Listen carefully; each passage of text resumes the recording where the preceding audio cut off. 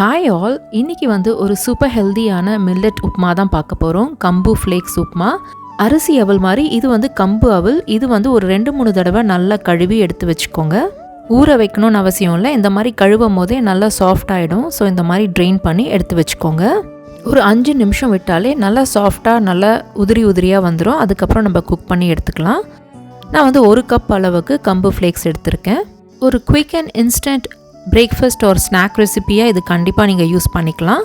ஒரு பேனில் 1 tablespoon of oil use பண்ணிவிட்டு கடுகு, உளுத்தம் பருப்பு, கடலைப்பருப்பு, சீரகம் இது எல்லாத்தையும் போட்டு நல்லா தாளிச்சுக்கோங்க.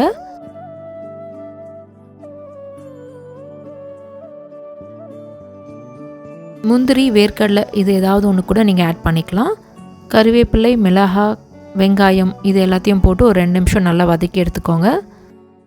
வெங்காயம் நல்லா வதங்கின உடனே பெருங்காயத்தூள், தக்காளி இது 2த்தையும் போட்டு நல்லா வதக்கிக்கோங்க. தக்காளி நல்லா சாஃப்ட் ஆனவுடனே இஞ்சி போட்டுக்கோங்க. இது கூடவே காய்கறியும் நான் ஆட் பண்ணியிருக்கேன். கேரட், பீன்ஸ், பட்டாணி. காய்கறி நல்லா ஃபைனாக சாப் பண்ணி ஆட் பண்ணும்போது காய்கறி சீக்கிரமாக வெந்துடும். இது கூடவே தேவையான அளவு உப்பு போட்டுட்டு லைட்டாக தண்ணி தொளிச்சுட்டு அப்படியே மூடி வச்சுடுங்க. ஸ்டீம் குக்கிங் பண்ணும்போது வெஜிடபிள்ஸோட எல்லா நியூட்ரியன்ஸும் நம்மளுக்கு அப்படியே கிடச்சிடும். ஸோ அந்த மாதிரி நீங்கள் ரெடி பண்ணி எடுத்துக்கோங்க. ஒரு 5 நிமிஷம் கழித்து காய்கறி நல்லா வெந்திருக்கும். இப்போ நம்ம ட்ரெயின் பண்ணி வச்சுருந்த கம்பு ஃப்ளேக்ஸ் இதோட ஆட் பண்ணிக்கலாம்.